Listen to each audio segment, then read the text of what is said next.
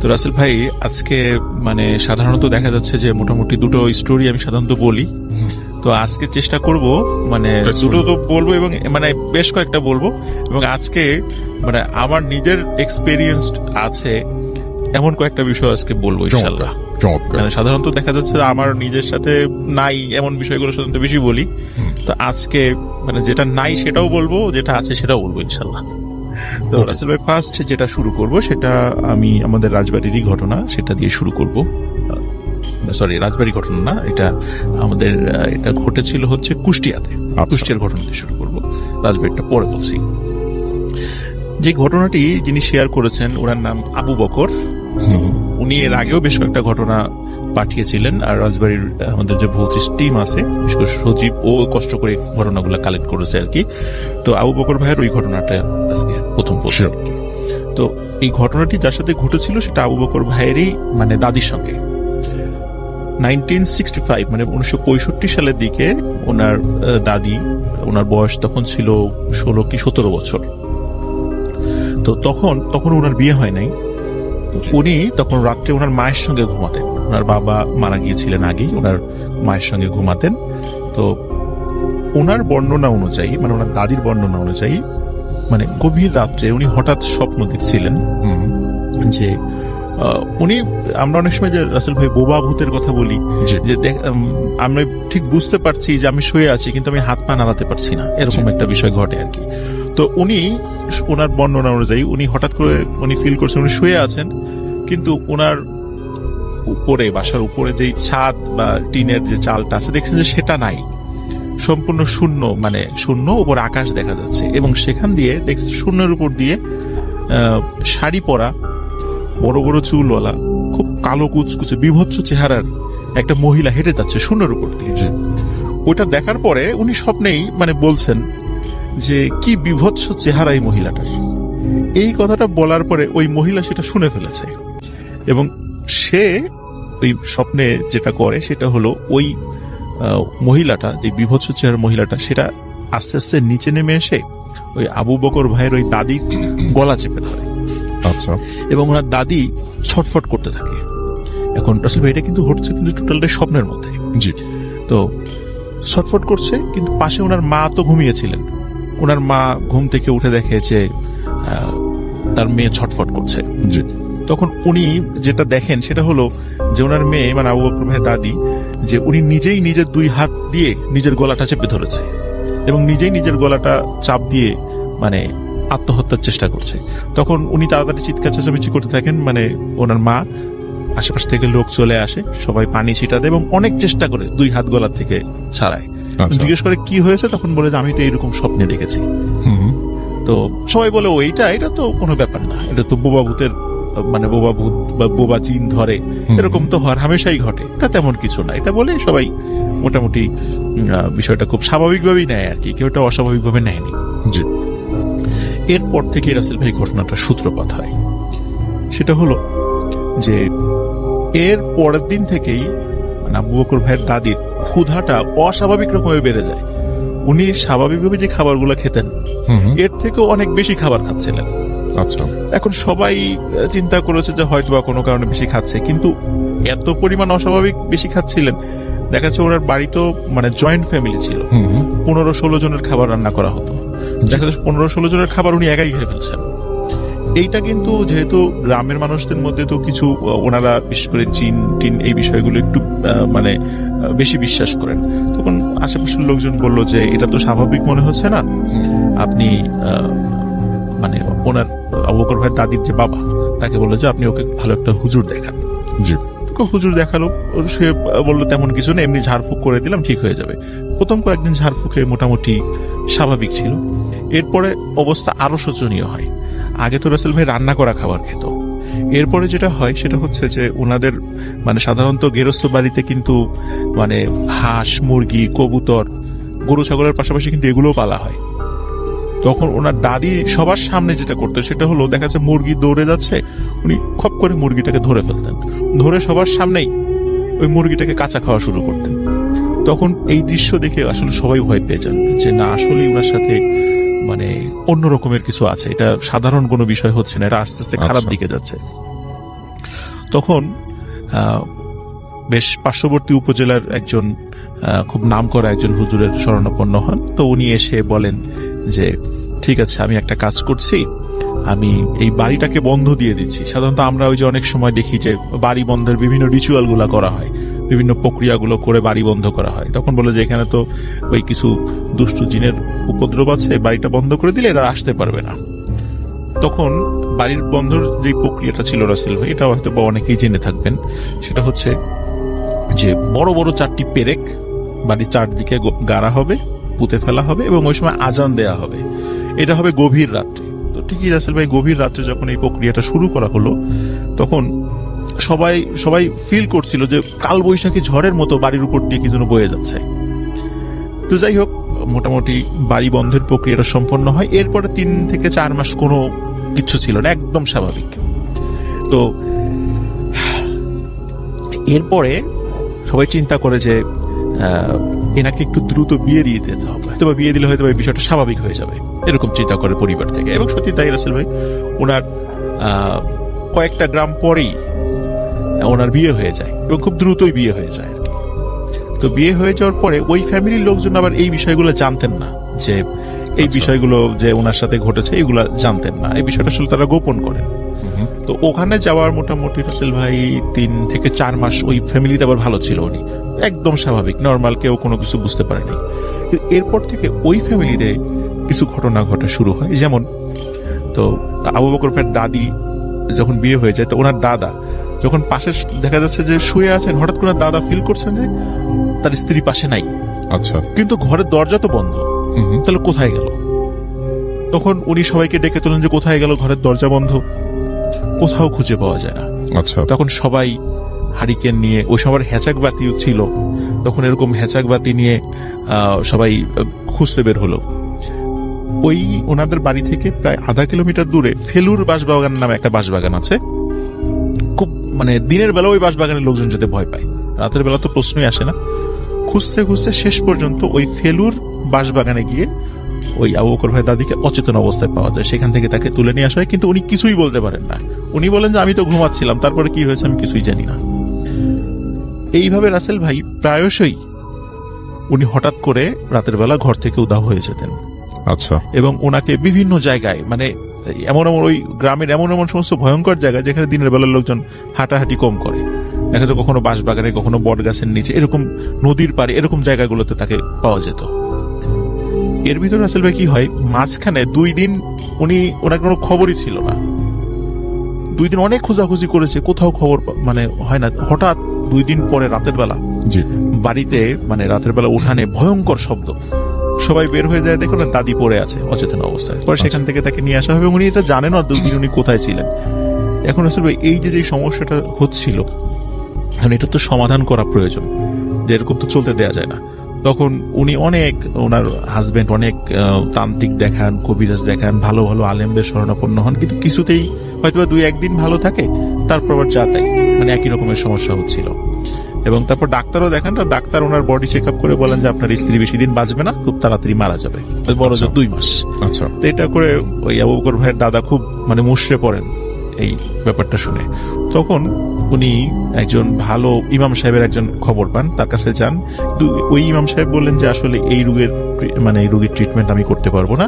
তো উনি আরেকজন মাগুরা জেলার, মানে মাগুরা যে জেলা, এই বাস স্ট্যান্ড থেকে 5 কিলোমিটার পূর্বে একটি কবরস্থান আছে। তো ওই কবরস্থানের পাশে একটা মসজিদ আছে, ওই মসজিদের একজন ইমাম সাহেবের ঠিকানা দেন যে ওইখানে যান, হয়তোবা উনি এই ট্রিটমেন্টটা করতে পারবেন। তো ওনারা সত্যি সেখানে যান। তো ইমাম সাহেবকে দেখে আসলে খুবই অবাক হন ওনারা। ইমাম সাহেবের বয়স মানে 20 বছরের রকম, একদম ইয়াং একটা তরুণ বয়সের একটা ইমাম সাহেব। এখন ওনারা বলছেন যে এত বড় বড় তান্ত্রিক কবিরাজ দিয়ে কোনো কাজ হলো না, এই বাচ্চা একটা ছেলে, এর দিয়ে কি কাজ হবে? ওনারা খুবই মানে হতাশ হয়ে যান। তারপরও বলেন যে এই সমস্যা, কিন্তু ওই বাচ্চা যে ইমাম সাহেব, উনি এটা রাজি হন না কাজটা করতে, বলে যে না, এই কাজটা আমি আসলে করতে পারবো না, আপনারা চলে যান, এটা আমি করবো না। আচ্ছা, কেন অত ব্যাখ্যা টেখ্যা দেন নাই। তো ওনারা ফিরে যান, আর ওনারা অতটা গুরুত্ব দেন নাই যে আসলে করতে চাচ্ছে না, ঠিক আছে। কিন্তু যখন ফিরে যান আবার ওই আগের ইমাম সাহেবের কাছে, তখন বলেন যে আপনারা ওনার কাছে আবার যান, এইটার যদি ট্রিটমেন্ট কেউ করতে পারে তাহলে এই পারবে, এবং গিয়ে করতে না চাইলে আমার পরিচয় দিবেন। তখন তারা ওখানে যান এবং গিয়ে ওই ইমাম সাহেবের পরিচয় দেন। আসলে রাসেল ভাই যে ইমাম সাহেব ওই ইমাম সাহেবের কাছে পাঠিয়েছিলেন, তো ওই ইমাম সাহেবের ছাত্র হলো ওই যে বাচ্চা ইমাম সাহেব, মানে তরুণ ইমাম সাহেব, যে মানে আসলে উনি ওনার ওস্তাদ তার ছাত্র ক্লাসে পাঠিয়েছে।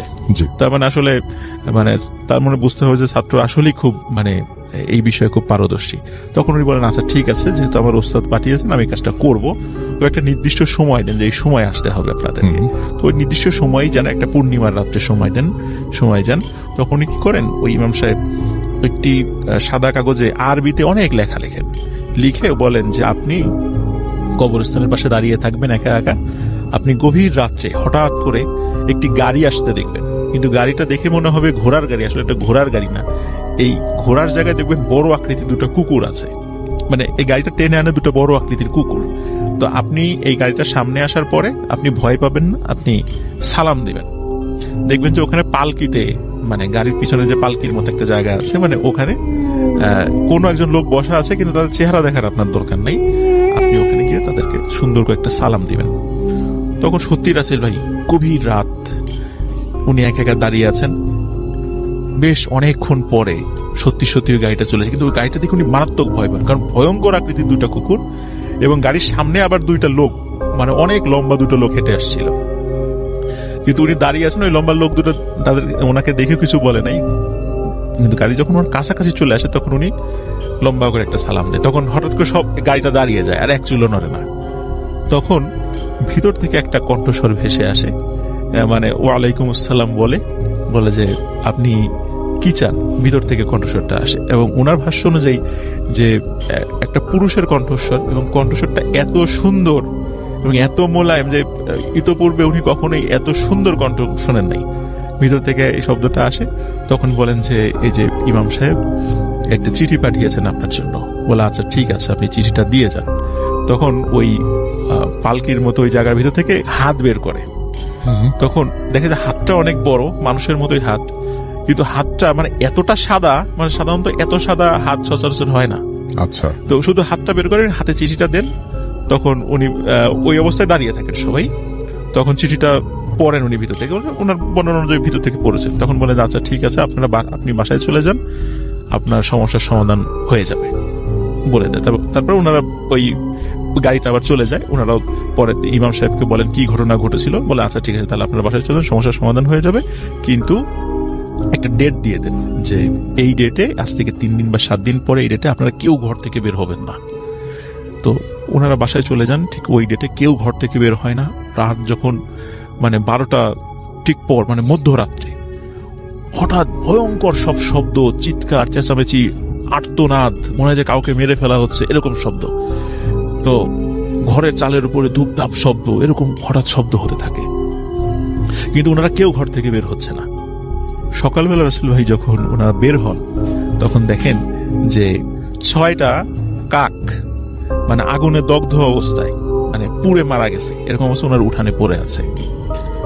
তো এরপর থেকে ওনার দাদি সম্পূর্ণরূপে সুস্থ হয়ে যান এবং পরে খোঁজ নিয়ে জানতে পারেন যে ওই মানে গাড়ির বহরে যিনি যাচ্ছিলেন উনি হচ্ছেন জিনদের সর্দার ছিলেন।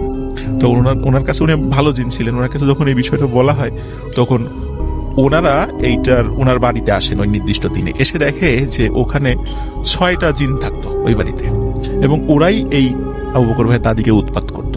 তখন ওদেরকে ধরে ওনারা মেরে ফেলেন, এবং মেরে ফেলার পরে ওদের ডেড বডিটাই ওই অবস্থায় পাওয়া যায়। তো এরপর থেকে ওই বাড়িতে আর কোনো সমস্যা হয় নাই। উনি স্বাভাবিকভাবেই জীবনযাপন করেছেন, অনেকদিন জীবিত ছিলেন, অনেকদিন। পরে বার্ধক্য জনিত কারণে মারা গেছেন। তো এটাই ছিল রাসেল ভাই first story. Thank you so much. আমি এখন চলে যাচ্ছি আমাদের পরবর্তী ঘটনায়। আসসালামু আলাইকুম রাসেল ভাই, আশা করি ভালোই আছেন, কারণ আপনি সবসময় ভালোর দলে একজন। আমি ঢাকার উত্তরায় থাকি, স্টুডিওতে গিয়ে ঘটনা শেয়ার করা সম্ভব নয় বলে লিখে পাঠালাম, ভালো লাগলে পড়ে শোনাবেন। তো আমি সরাসরি ঘটনায় চলে যাচ্ছি। ঘটনাটি 2012 সালে ঘটা। আমার বাপদাদার পূর্বপুরুষরা এখানে ছিল, তাই এই শহরে ছোট্ট থেকে বড় হই, শুনেছি গ্রাম নাকি অনেক সুন্দর হয়, কিন্তু আফসোস আমরা আমার গ্রামের বাড়ি নেই। আমাদের বাসাটা 3 তলা, আমরা 3য় তলায় থাকি। বাকি প্রথম ও দ্বিতীয় তলা ভাড়া দিয়েছি। আমাদের দ্বিতীয় তলায় একজন ভাড়াটিয়ার সাথে আমাদের খুব ভালো সম্পর্ক ছিল। তারা স্বামী স্ত্রী আর একটা 6 বছরের মেয়ে নিয়ে থাকত। তাদের গ্রামের বাড়ি ছিল টাঙ্গাইল। কোনো এক কারণে, আমি এলাকাটার নাম উল্লেখ করছি না, হঠাৎ তারা একদিন আমাকে বলল তারা তাদের গ্রামের বাড়ি যাবে এবং আমাকে বলল তাদের সাথে আমি যাব কিনা। আমি জানতে চাইলাম কেন যাব না। তারা বলল তাদের ছোট ভাইয়ের বিয়ে, তাদের নিমন্ত্রণ করেছে, তাই তারা যাচ্ছে। আমি ভাবলাম গ্রাম ও গ্রামের মানুষের বিয়ে দুইটা একসাথে দেখা যাবে, তাই রাজি হয়ে গেলাম। তারপর যথাসময় তাদের সাথে রওনা দিলাম এবং খুব ভালোভাবে সেখানে পৌঁছালাম। তারপর ফ্রেশ হয়ে দুপুরের খাবার খেয়ে একটু রেস্ট নিলাম। তারপর বিকেল বেলা ভাবলাম একটু ঘুরে দেখি এলাকাটা। যেই ভাবা সেই কাজ, বেরিয়ে পড়লাম ঘুরতে। গরমের সময় গ্রামটায় ঘুরতে বেশ ভালোই লাগছিল, তবে কিছুটা অবাক হচ্ছি কারণ এলাকায় অনেকটা গাছ, একটা থেকে দুইটা সাইনবোর্ড লাগানো, আর তাতে মানুষের নাম ও তারিখ লেখা। ভাবলাম হয়তো গাছগুলোর মালিকের নাম। যাই হোক, আমি ঘুরতে লাগলাম। একটু পর একটা নদীর তীরে দাঁড়িয়ে মুগ্ধ হয়ে দেখছি। তারপর ফিরে এলাম বাসায়। তাদের বাড়ির পাশে একটা বাসার পেছনের উঠোনে একটা মাচা ছিল, সেখানে গিয়ে বসলাম।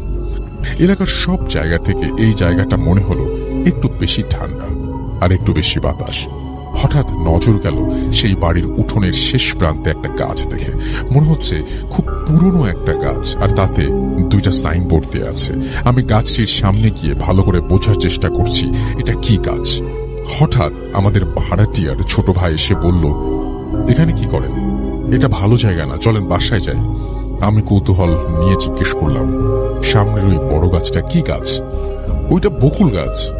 আমি অবাক হয়ে গিয়েছি এবং অবাক হয়ে দেখছি গাছটা, কারণ এত বড় বকুল ফুলের গাছ আমি এর আগে কখনোই দেখিনি। যাই হোক, আমি আর সেই ভাই চলে এলাম বাসায়।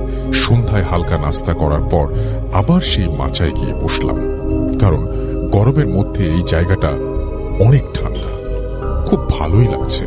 বসে বসে মোবাইলে গান দেখছি আর কি।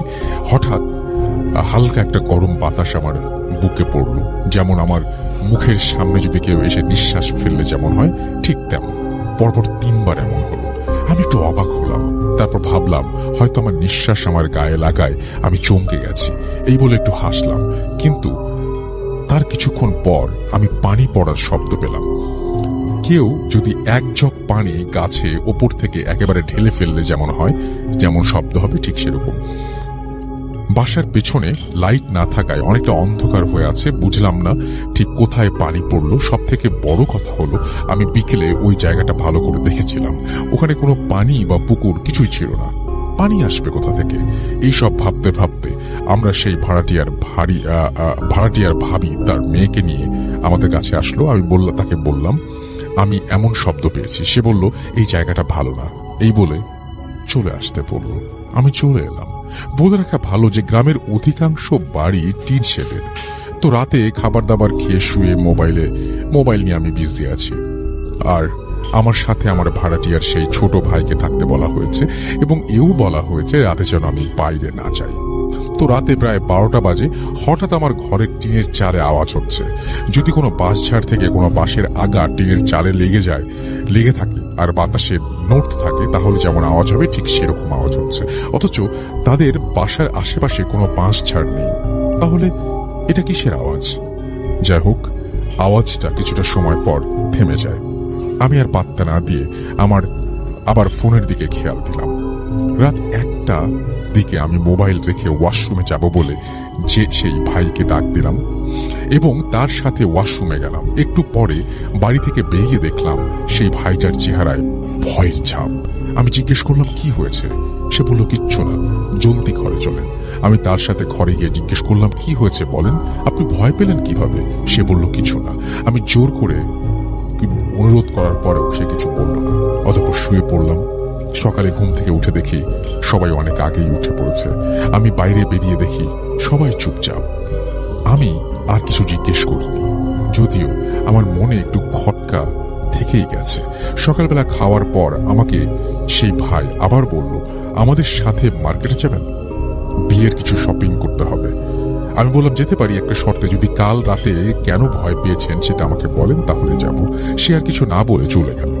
আমি কিছুটা মন খারাপ করলাম দেখে সে আবার এসে বলল, রাতে বলবো, তুমি সাবধানে থেকো, এই বলে চলে গেল। আমিও সেই অপেক্ষায় ছিলাম। সবাই চলে যাওয়ার পর বাসায় চাচি, ভাবি আর তার মেয়ে আছে। আমি গিয়ে চাচির সাথে কথা বলতে শুরু করলাম। চাচি আমাকে বলল, আজ তুমি কোথাও ঘুরতে চেও না? আমি বললাম, কেন চাচি? সে বলল, এই এলাকাটা তেমন ভালো না, তাছাড়া তুমি এখানে নতুন, বড় কিছু হলে তোমার ফ্যামিলির লোকজনদের খারাপ লাগবে। আমি বললাম, এখানে কি ডাকাতি বা গাছ নিয়ে মারামারি হয় নাকি? কারণ অনেক গাছে দেখলাম মালিকের নাম লেখা। চাচি কিছুক্ষণ চুপ থেকে বলল, ওগুলো মালিকের নাম নয়। আমি অবাক হয়ে জিজ্ঞেস করলাম, তাহলে ওগুলো কার নাম? চাচি বলল, আমাদের এলাকায় প্রায় রাতেই মানুষ নিখোঁজ হয়, তাদের পরের দিন সকালেই তাদের লাশ পাওয়া যায়। কোনো না কোনো এক গাছের ডালে ফাঁস লেগে ঝুলে আছে, কিন্তু কেন বা কিভাবে মারা যায় তা কেউ জানে না। আর এমনটা বেশি হওয়ায় লাশের ডেড বডিটা বা লাশের যেখানে মারা গেছে সেই জায়গাটা মনে রাখার জন্য সেই গাছে তার নাম ও মারা যাওয়ার তারিখ লিখে সাইনবোর্ড দিয়ে রাখে। আমি অবাক হয়ে জিজ্ঞেস করলাম, তাহলে পাশের বাসার পেছনে সেই বকুল গাছটা ওখানে? এটুকু বলতেই চাচি আমাকে থামিয়ে দিয়ে বলতে লাগলেন, ওই বাসায় 3 ভাই ছিল, তার মধ্যে বড় 2 জন ওই গাছেই মারা যায়। তারপর চাচি হলুদ বাটার কাজে লেগে যান, কারণ আগামীকাল সেই ভাইয়ের গায়ে হলুদ ছিল। আমি এই কথাগুলো ভাবতে ভাবতে সেই বকুল গাছের কাছে যাই আর অবাক হয়ে দেখতে থাকি গাছটার দিকে। ভাবতে ভাবতে এতটাই গভীরে চলে যাই, মনে হচ্ছে লাশ 2টা ওখানেই ঝুলছে। আমি আন্দাজ করতে পারছি। হঠাৎ ওই বাড়িতে কল চাপার আওয়াজ শুনতে পাই। আমি আস্তে আস্তে সেই বাড়িতে ঢুকি, আর সেই বাড়িটার আন্টি দেখি যে কল চাপছে। আমি সালাম দিলাম। উনি আমাকে বললেন, আরে তুমি ওদের মেহমান তাই না? আমি বললাম, জি, সম্মতি দিলাম। উনি বললেন, বসো। তো তুমি কি মনে করে আমাদের বাড়িতে?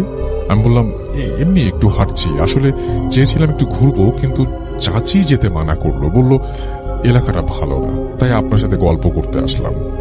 তারপর আমি আন্টিকে আমতামতা করে বললাম, আন্টি, আপনার বড় ছেলে মারা যায় কিভাবে? বলে আমি আন্টির দিকে তাকিয়ে বুঝলাম অনেক বড় ভুল একটা প্রশ্ন করে ফেলেছি। আন্টি কিছুক্ষণ আমার দিকে তাকিয়ে থেকে বলতে লাগলেন, আমি আন্টির কথা স্বরূপ লিখছি, জানি না কি থেকে কি হয়ে গেল। বিকেলে ছেলেটা আমার বাজারে গেল আর ফিরে এলো না। রাতে অনেকক্ষণ অপেক্ষা করার পর অবশেষে ওর বাবাকে বলি ছেলের খোঁজ নিতে। তার বাবা তাড়াতাড়ি বাজারে গিয়ে তার বন্ধুর দোকানে গিয়ে তার ছেলের খোঁজ নেন, কিন্তু ওর বন্ধুরা বলল সে তো অনেক আগেই বাজার থেকে বাসার দিকে রওনা দিয়েছে, এখনো বাসায় যায় নাই। আঙ্কেল বললেন, না, তাই তো আমি বাজারে এলাম। তারপর তার বন্ধুরা মিলে অনেক খোঁজাখুঁজি করলো, কিন্তু পেল না। পরদিন সকালে তার লাশ ওই বকুল গাছে ঝুলন্ত অবস্থায় পাওয়া যায়। তারপর বাড়িতে শোকের ছায়া নেমে আসে। বিকেলে ছেলের দাফন কাফন করার পর সবাই ঘরে বসে আছে। হঠাৎ রাত 12টার পর বাড়ির পেছনে সেই বকুল গাছ থেকে কারো হাঁটার আওয়াজ পাওয়া যায়। মনে হয় কেউ এই দিকেই আসছে। একটু পর আওয়াজটা থেমে যায়। হঠাৎ ঘরের পেছন থেকে কেউ ভাঙা গলায় বলে, মা। এরপর আওয়াজ শুনে আন্টি শোয়া থেকে উঠে বসে কান খাড়া করে আবার শোনার চেষ্টা করে। একটু থেকে আবার সেই আওয়াজটা আসে, মা। এবার আন্টি বুঝতে পারে এটা তার ছেলের গলা। আন্টি কিছু না বুঝেই খাট থেকে নেমে ছেলের কাছে ছুটে যায়। ঠিক এমন সময় বাকিরা সবাই তাকে টেনে ধরে ফেলে। আন্টি ছেলের নাম ধরে ডাক দেওয়ার আগেই তার আন্টির মুখ চেপে ধরে আর কানের কাছে ফিসফিস করে বলে, ও তোমার ছেলে নয়, আমাদের ছেলে মারা গেছে। ঠিক এমন সময় আবার আওয়াজ এলো, মা। তারপর আমার মেঝো ছেলে বলে, কে কে ওখানে? তারপর আর কোনো আওয়াজ আসে না। তারপর থেকে প্রায় রাতে তাদের ঘরের পেছনে কেউ এসে টিনে টোকা দেয়। আবার মাঝরাতে কারো হাঁটার আওয়াজ পাওয়া যায়। একদিন আমার মেজো ছেলে তার রাতে টয়লেটে যায় কাজ, এবং টয়লেট থেকে ফেরার সময় সে কৌতূহলে গিয়ে দেখতে চায় যে কে ওখানে। টিনের গেটটা হালকা ফাঁকা ছিল, সেখানে চোখ রেখে দেখতে পায় সাদা কাপড় পরা একজন ওখানে হাঁটছে। একটু ভালো করে দেখার জন্য গেটটা খুলে আর একটু ফাঁকা করতে গেলে টিন থেকে একটা আওয়াজ বের হয়। আবার সাথে সেই অবয়বটার দিকে তাকায়, আর সে দেখতে পায় সেই অবয়বটা আর কেউ নয়, তার বড় ভাই। এইটুকু দেখে সে সেন্সলেস হয়ে যায়। যখন তার সেন্স আসে তখন তার ঘরে আবিষ্কার করে সে নিজেকে, আর তার পাশে তার বাবা মা ছোট ভাইকে দেখতে পায়।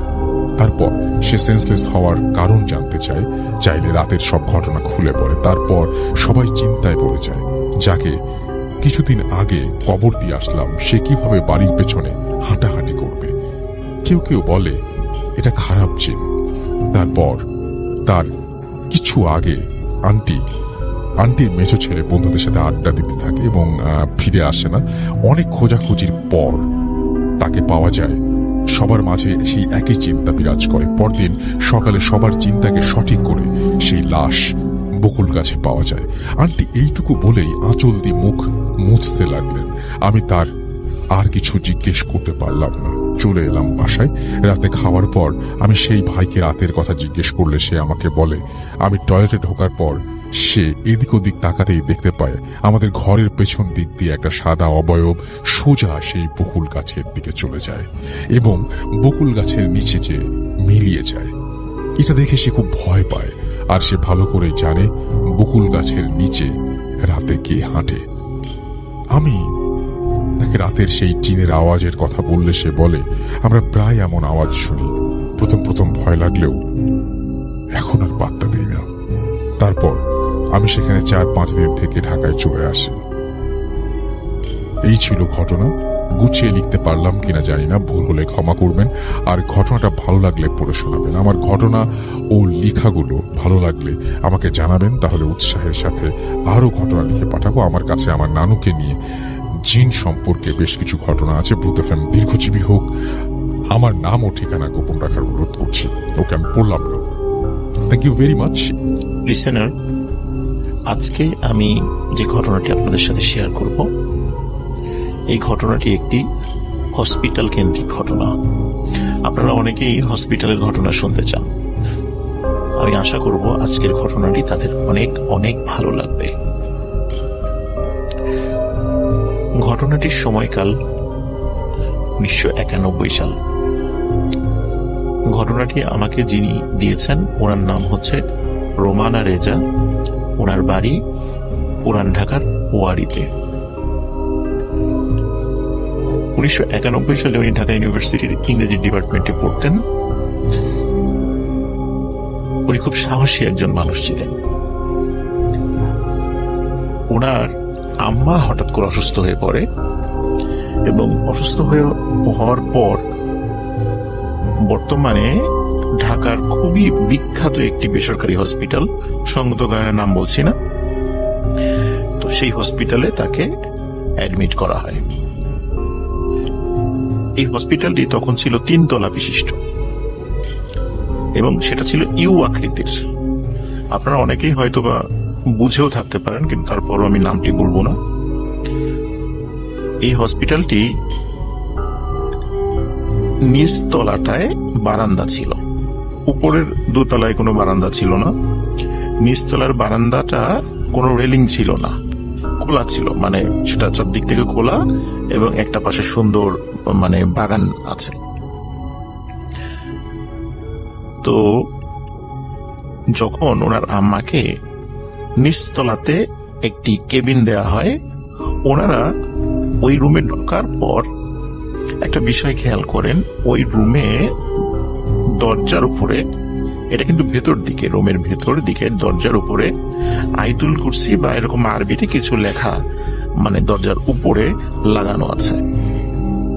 এটা হসপিটাল কর্তৃপক্ষ লাগাতে পারে, অথবা কোনো রোগী সেখানে এসেছে তারাও সেটা লাগিয়ে যেতে পারে, এটা যে কোনো কিছু হতে পারে। তো উনি যেহেতু খুব সাহসী মানুষ ছিলেন আর উনি রাত জেগে স্টাডি করতে পছন্দ করতেন এবং খুব এনার্জেটিক ছিলেন, এই কারণে দেখা যেত তার কাছের কোনো আত্মীয় স্বজন যদি হসপিটালে রাতে থাকতে হতো, রাত জাগতে হতো, তারই ডাক পড়তো। যেহেতু তার নিজের আম্মা, এই জন্য উনি শুরু থেকেই রাত্রেবেলা থাকার সিদ্ধান্ত নেন, যে রাত্রেবেলা তার আম্মার সাথে উনি থাকবেন। দিনের বেলা অন্যরা থাকতো এবং উনি সন্ধ্যার দিকে চলে আসতেন এবং সারা রাত থাকতেন। সকালবেলা আবার অন্য আত্মীয় আসলে তাকে বুঝিয়ে দিয়ে উনি আবার বাসায় চলে যেতেন। তো প্রথম 2 দিন খুব বেশি সমস্যা হয়নি। 3 নম্বর দিন রাত ওনার ভাষ্য অনুযায়ী আনুমানিক 2টো বা 2:30 বাজে। কেবিনের পেছন দিকে যে দরজাটা, যেই দরজার সাথে বারান্দা রয়েছে, বারান্দার ওই পাশেই রয়েছে বাগান। তো উনি চেয়ারে হেলান দিয়ে বসেছিলেন। উনি হঠাৎ করে দেখছেন জাস্ট গোড়ালি থেকে নিচ পর্যন্ত 2টো পা, এবং এই পা দুটো খুবই উজ্জ্বল, টিউবলাইট যেভাবে আলোকিত হয় ঠিক তেমন পা দুটি ঠিকই তেমন। হেঁটে হেঁটে উনি দেখছেন যে ওই বাগান থেকে হেঁটে হেঁটে বারান্দায় আসলো, বারান্দা দিয়ে এসে বারান্দা একটু দাঁড়ালো, আবার হেঁটে হেঁটে তাদের রুমের মধ্যে ঢুকলো, মানে সেই কেবিনের মধ্যে ঢুকলো, এবং আবার রুমের মধ্যে কিছুটা পায়চারি করে আবার যে দরজাটা আছে সেই দরজাটা দিয়ে সে চলে গেল। তো উনি প্রথমে চিন্তা করছেন যে হয়তোবা টানা 2 রাত ভালো ঘুম হয়নি, রাত জাগা হয়েছে, আজকে 3য় রাত, উনি হয়তোবা ভুল দেখেছেন কিনা, নাকি স্বপ্নের মধ্যে জিনিসটা দেখেছেন। উনি আসলে ঠিক বুঝতে পারছিলেন না উনি কি আসলে স্বপ্ন দেখেছেন নাকি সত্যি দেখেছেন।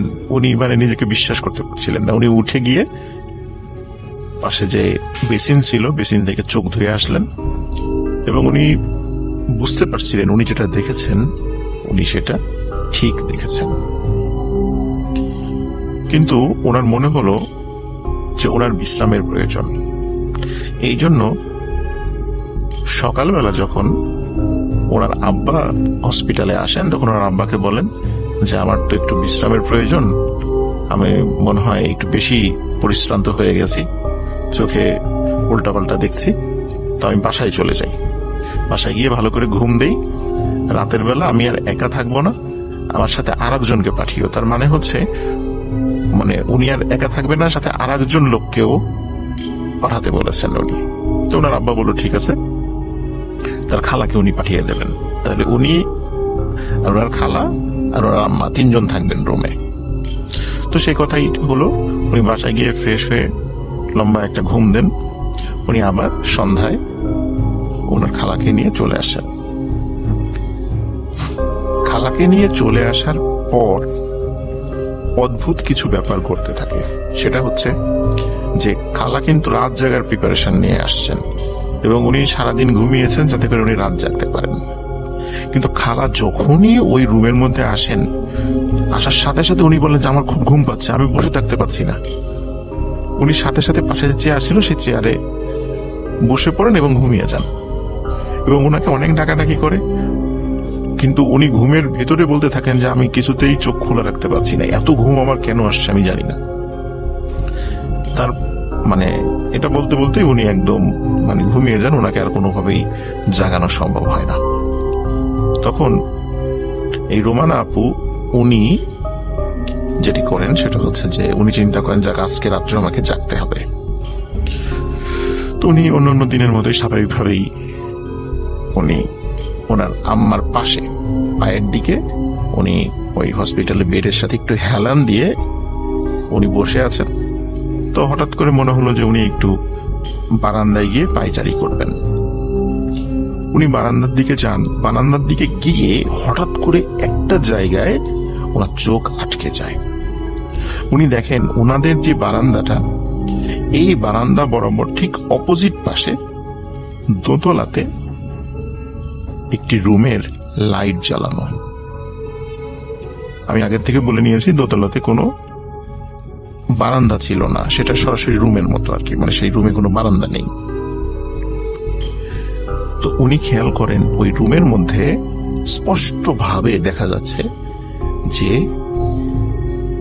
সাদা কাপড় পরা কিছু একটা দাঁড়িয়ে আছে। উনি ভালো করে খেয়াল করেন যে সাদা কাপড় পরা যেটা দাঁড়িয়ে আছে সেটার আকৃতিটা অন্যান্য সাদা কাপড় পরা কোনো মানুষের মতো নয়। একটি লাশ যখন কবর দেওয়া হয়, এই কবর দেওয়ার সময় যখন একটি লাশকে কাফনে পেঁচানো হয়, মাথাটা যেমন বাঁধা হয়, ঠিক সেইভাবে একটি লাশ দাঁড়িয়ে আছে। লাশটি কাফনে মোড়ানো, মাথার উপরে বাঁধা। এবং আরো অদ্ভুত ব্যাপার এবং ভয়ানক ব্যাপার হচ্ছে, উনি যখন একটু সাইডে সরে যান, মনে হয় লাশটাও ওনার দিকে ঘুরে যাচ্ছে। উনি যদি ডানে আসেন, মনে হয় লাশটা ওনার দিকে যাচ্ছে। উনি যদি বায়ে আসেন, মনে হয় লাশটা ওনার দিকে যাচ্ছে। তো উনি চিন্তা করেন, এটা কি কোনো মানুষ ওভাবে দাঁড়িয়ে আছে নাকি দূর থেকে উনি ভুল দেখছেন? এটা আসলে উনি খুব একটা বুঝতে পারছিলেন না। এই জন্য উনি কি করেন, আবার বেসিনে গিয়ে একটু হাত মুখ ধুয়ে আসেন। হাত মুখ ধুয়ে এসে দেখেন যে অদ্ভুত ব্যাপার, ওই লাশটা ওরকমই রয়েছে। তখন উনি বেশ ভয় পান।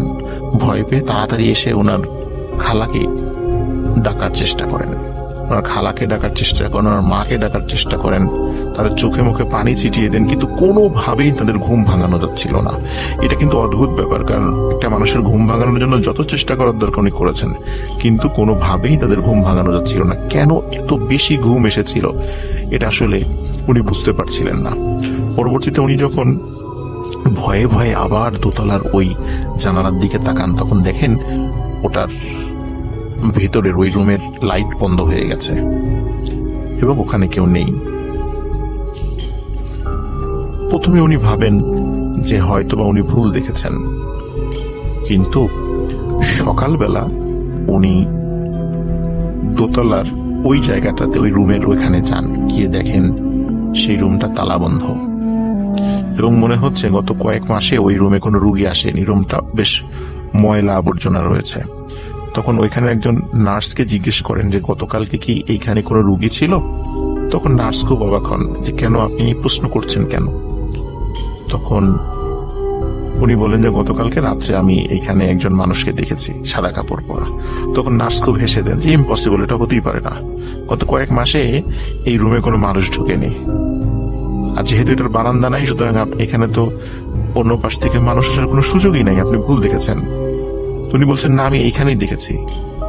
কিন্তু নার্স বলে আপনি, এটা অসম্ভব, এখানে কোনো মানুষ গত কয়েক মাসে আসেনি, এই রুমে পরিষ্কারও করা হয়নি এবং এখানে কোনো রুগীও আসেনি, আপনি ভুল দেখেছেন। তখন ওনার মনে খটকা লাগে, তাহলে আমি রাত্রে কি দেখলাম? এটা এই কাফন পরা, এটা কি দেখলাম? তো উনি আসলে নিজের মনকে বিশ্বাস করাতে পারছিলেন না। প্রথম দিন উনি যেই বডি ছাড়া পা দেখেছিলেন, এটা প্রথমে কাউকে বলেননি, কিন্তু এই ঘটনাটা ঘটার পরে উনি ওনার অন্যান্য আত্মীয় স্বজন, ওনার মা, ওনার খালা, ওনার বাবার সাথে ঘটনাটা শেয়ার করেন। ঘটনাটা শেয়ার করার পরে তারা বলেন যে তুমি এটা ভুল দেখেছো, ওটা হয়তো অন্য কোনো মানুষও থাকতে পারে, এই বলে তারা তাকে সান্ত্বনা দেন। এর পরে কয়েকদিন কোনো ধরনের কোনো সমস্যা হয়নি, স্বাভাবিক ছিল, উনিও স্বাভাবিকভাবে ছিলেন। কিন্তু একটা অদ্ভুত ঘটনা ঘটে যায় এর ঠিক 5 থেকে 7 দিনের মাথায়। ওনাদের নিচতলায় ঠিক পাশের রুমে, নিচতলাতেই ঠিক পাশের রুমে একটি ঘটনা ঘটে। সেটা হলো সকালবেলা খুলনা থেকে, ওনার ভাষ্য অনুযায়ী খুলনা থেকে একটি রুগী আসে, যার শরীরের ভিতরের গুরুত্বপূর্ণ অর্গানগুলো টোটালটাই নষ্ট হয়ে গিয়েছিল। তো এরকম একটি রুগী যখন সেখানে নিয়ে আসা হয়, নিয়ে আসার পরে ওই রুগীর সাথে বেশ কিছু আত্মীয় স্বজন ছিলেন, তারা খুব কান্নাকাটি করছিলেন। ওদিকে রুগীর অবস্থা সিরিয়াস হওয়ার কারণে ওই কেবিন থেকে সব লোকদেরকে বের করে দেওয়া হয়, কাউকে ভিতরে ঢুকতে দেওয়া হচ্ছিল না। এমনকি ওই রুগীর সাথে থাকা ওই রুগীর মা এবং ওই রুগীর স্ত্রীকেও রুম থেকে বের করে দেওয়া হয়, বলে যে আপনারা পরে আসবেন। এদিকে ওই সময়টা ছিল খুব ঠান্ডা, কারণ ওইটা 1991 সালে জানুয়ারি কি ফেব্রুয়ারি মাসের দিকে এই ঘটনা। ওই সময় খুব ঠান্ডা ছিল। ঠান্ডা থাকার কারণে এই ঘটনা কিন্তু দিনের বেলার ঘটনা বলছি। ঠান্ডা থাকার কারণে দিনের বেলা এবং সকালবেলা ছিল। তো সকালবেলা যেহেতু স্বাভাবিকভাবেই ঠান্ডা ছিল, ওই সময় শৈত্য প্রবাহ পড়েছিল। আর ওই রোগীর স্ত্রীর সাথে ওই রোগীর 7-8 বছর বয়সী একটা বাচ্চাও ছিল, এবং বাচ্চার নাম ছিল হচ্ছে জনি। রোমানা আপু আমাকে বলেছেন ওই বাচ্চার নামও তার মনে আছে, বাচ্চার নাম ছিল জনি। তারা খুলনা থেকে এসেছিলেন। তো রোমানা আপুর আম্মা বললেন যে ওরা তো বাইরে কষ্ট পাচ্ছে ঠান্ডার মধ্যে, তাহলে আমাদের রুমে বসতে বলো। তো রোমানা আপু তাদেরকে ডাক দিলেন এবং ডেকে বললেন আপনারা আমাদের রুমে বসেন। ডাক্তার বললে তখন আবার আপনার হাজবেন্ডের রুমে, আপনার ছেলের রুমে যান, যেহেতু ওনার ওয়াইফ এবং মা এবং বাচ্চা এই 3 জনকে তখন ওনার বাইরে দাঁড়িয়েছিল দেখে তাদেরকে ওনাদের রুমে নিয়ে আসেন, একদম ওনাদের পাশের রুমের ঘটনা আর কি। ওনারা বসে আছেন, কথা বলছেন যে কি হয়েছে না হয়েছে এইগুলো ওনারা শেয়ার করছিলেন। হঠাৎ করে রোমানা আপু দেখতে পেলেন যে ওনাদের যে রুমের পশ্চিম দিকের যে দেয়ালটা, মানে পশ্চিম দিকের দেয়ালের ওই পাশটাতেই হচ্ছে আর মানে ওই রোগীটার আছে। তো পশ্চিম দিকের দেয়ালের একদম রুফ বা ছাদের ভেতর, মানে ছাদে হঠাৎ একটা জিনিস ওনারা দেখতে পান। রোমানা দেখেন যে একটি কালো মেঘের মতো, ঘন মেঘের মতো, আমরা যেমন আকাশে যেরকম মেঘ দেখি এরকম মেঘের মতো একটা জিনিস দেয়াল ভেদ করে বের হলো এবং ছাদটা টাচ করে আস্তে আস্তে পূর্ব দিকে চলে যাচ্ছে। উনি অবাক হয়ে সেটা দেখছেন এবং পূর্ব দিকে গিয়ে মনে হলো যে একটু দাঁড়ালো, মেঘটা দাঁড়ালো, তারপর আবার পূর্ব দিকে দেয়ালের সাথে আস্তে করে মিলিয়ে গেল। তখন রোমানা আপুর আম্মু তাকে বলেন যে রোমানা, আমি যেটা দেখেছি তুমিও কি সেটা দেখেছো? বলে হ্যাঁ মা, আমিও তো সেটাই দেখেছি। যখনই দেয়ালটা ভেদ করে চলে গেছে ওই মেঘটি, তখন ওনাদের রুমে একজন নার্স প্রবেশ করে ওই 2 জন মহিলা এবং ওই বাচ্চা তাদের উদ্দেশ্যে বলে যে আপনাদের রোগী মারা গেছে। তখন তারা তো ছুটতে ওই বসে চলে যায়, কিন্তু তারা কিন্তু ওই মেঘটা দেখেনি। একটা অদ্ভুত ব্যাপার যে কেন ওই মেঘটা পশ্চিম দিকের ওই পাশ থেকে বের হয়ে এসে আবার পূর্ব দিকের দেয়ালের দিক দিয়ে মিলিয়ে গেল, কেন এটা হলো? তো ওনারা যেটা বলেছেন যে আসলে তার ইন্তেকালের পরে আত্মাটা ওই দিক দিয়ে চলে গেছে, হয়তো আজরাইল আলাইহিস সালাম ওই দিক দিয়ে আত্মাটা নিয়ে গেছেন, এবং যেহেতু ওইখানে তার মা, স্ত্রী এবং সন্তান ছিল, এই জন্যই হয়তো এই দিক দিয়ে এইভাবে গেছে। এটা একটা অদ্ভুত ব্যাপার ছিল। আমি এটা শোনার পর আসলে এটা আমার কাছেও বিশ্বাস করতে খুব কষ্ট হচ্ছিল। তো ঘটনাটি আমার ধারণা ছিল যে হয়তো এখানেই শেষ, কিন্তু আর একটা বিষয় এখানে যুক্ত হয়। সেটা হচ্ছে 1991 সালে ওনার আম্মা অসুস্থ ছিল, ঠিক 2010 সালে একই হসপিটালে ওনার আব্বাকে ভর্তি করায়। ওনার আব্বা একজন গভর্নমেন্ট অফিসার ছিলেন, মোটামুটি খুবই ভালো লেভেলের একজন কর্মকর্তা ছিলেন। তো যার কারণে ওখানে ভিআইপি কেবিনে তাকে ওঠানো হয়। আর ওখানে ওইটা ছিল, উনি আমাকে বলেছেন ওই হসপিটালের দোতলাতে 207 নাম্বার রুমে ওনারা অবস্থান করছিলেন, কিন্তু পরবর্তীতে ওনার আব্বার অবস্থা খারাপ হওয়ার কারণে আইসিইউতে একটু শিফট করা হয়। কিন্তু ওনারা, রোমানা আপু এবং ওনার আম্মা তখন ওই 207 নাম্বার রুমেই ওনারা ছিলেন, কারণ আইসিইউতে তো ওনারা থাকতে পারবেন না, কিন্তু ওনাদের তো হসপিটালে অবস্থান করতে হবে, এই জন্য 207 নাম্বার রুমে ওনারা ছিলেন। তো ওনারা খেয়াল করলেন ওনাদের পাশে এক রুম পরে 209 নাম্বার রুমে সাদা কাপড় পরা, অধিকাংশ লোকই সাদা কাপড় পরা, মনে হচ্ছে খুব সম্ভ্রান্ত বংশের এবং পরহেজগার পরিবারের বেশ কিছু লোক, কিছু মহিলা, কিছু পুরুষ একজন রুগীকে নিয়ে আসলো। রুগীকে নিয়ে আসার পরে ওই রুমের মধ্যে থেকে গুঞ্জন শুনছে যে তারা কথা বলছে, এবং ওনাদের কয়েকজন আত্মীয় স্বজন রুমের বাইরেও দাঁড়ানো। তো রোমানা আপু খুব অবাক হচ্ছেন, কি ওনাদেরকে দেখে খুব সম্ভ্রান্ত এবং পরহেজগার বলে মনে হচ্ছে। এটা কিন্তু 2010 সালের ঘটনা। আমি ফার্স্টে যে ঘটনাটা বলেছি এটা 1991 সালের ঘটনা। 1991 সালে ওনার আম্মা অসুস্থ ছিলেন, আর 2010 সালে ওনার আব্বা অসুস্থ হন।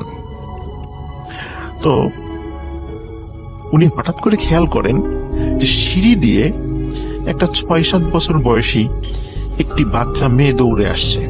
সাদা একটি ফ্রক পরা, খুব সুন্দর একটি বাচ্চা মেয়ে। তো উনি অবাক হয়ে ওই বাচ্চা মেয়েটার দিকে তাকিয়ে থাকেন। ওই মেয়েটার সাথে একটা অদ্ভুত জিনিস ছিল, যেটা রোমানভ খেয়াল করেন। সেটা হচ্ছে, মনে হচ্ছিল ওই মেয়েটার সাথে ছোট্ট একটা মানে বালিশের মতো, মানে আমরা যেরকম মহিলাদেরকে ছোট্ট ভ্যানিটি ব্যাগ দেখি, মনে হচ্ছে যে ওই মেয়েটার সাথে একটি ভ্যানিটি ব্যাগের মতো আছে, সেটার আকৃতি একটা ছোট্ট বালিশের মতো, এবং সেটি একটি মনে হচ্ছে একটি আলোর একটা বক্স, মানে সেটার ভিতর থেকে আলো ঠিকরিয়ে বের হচ্ছে, মনে হচ্ছে ওটা একটা আস্ত একটা লাইট। মেয়েটি দৌড়ে দৌড়ে কি করলো, ওই 209 নাম্বার রুমটাতে চলে গেল, এবং 209 নাম্বার রুমে ঢোকার কয়েক সেকেন্ডের মধ্যেই ওই রুম থেকে আর্তনাদের শব্দ, সবার কান্নার শব্দ। তো উনি ছুটে ওই রুমে চলে গেলেন, গিয়ে দেখলেন যে ওই বেডে একটি পুরুষ এবং বয়স্ক পুরুষের মৃতদেহ পড়ে আছে, এবং ওই রুমে কোনো বাচ্চা মেয়ের কোনো নিদর্শনই নাই। উনি চিন্তা করলেন যে তাহলে এই পাশে ওয়াশরুম হয়তো বা থাকতে পারে, ওয়াশরুমের দিকে যেতে পারে বাচ্চা মেয়েটা। উনি দেখলেন না, এই রুমটার সাথে অ্যাটাচ ওয়াশরুম নাই, বারান্দাও নাই। তাহলে ওই মেয়েটা কোথায় গেল?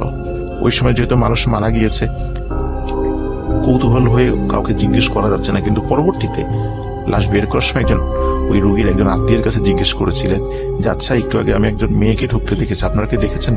বলে, কই না তো, আমাদের সাথে কোনো মেয়ে, ছোট বাচ্চা মেয়ে আসে নাই, আর আমরা কোনো মেয়েকে দেখি নাই।